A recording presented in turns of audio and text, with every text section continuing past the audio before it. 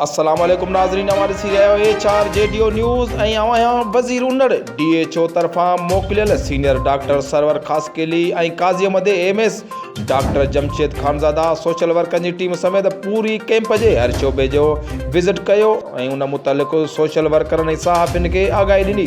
Doctor server मुताबिक़ उहो मशहूरु आहे त हू पंहिंजे हर कम में ख़ासि महारत ऐं दिलचस्पी रखंदो आहे। उन मौक़े ते MS डॉक्टर जमशेद ॿुधायो त हाणे काज़ी अहमद में दिलि जो वार्ड शुरू कयो वियो आहे। सीनियर डॉक्टर बि मौजूदु आहिनि, जॾहिं त डॉक्टर सरवर ख़ासकेली चयो त काज़ी अहमद अस्पताल नेशनल हाईवे जी अहम अस्पताल हुजण करे हिते वधीक डॉक्टरनि जी सख़्तु ज़रूरत आहे, जेका जल्द खां जल्द पूरी कई वेंदी। उन मौक़े ते यंगस्टर ग्रुप जे अॻुवान डॉक्टर सरवर ऐं डॉक्टर जमशेद जे तावन जी शुक्रिया अदाई कई वई ऐं हिननि ॿुधायो त तक़रीबन 5000 मरीज़नि जी चकास थी चुकी आहे। HRJDO न्यूज़ में फ़िलहाल एतिरो ई। वधीक ख़बरनि अपडेट लाइ ॾिसंदा रहो HRJDO न्यूज़।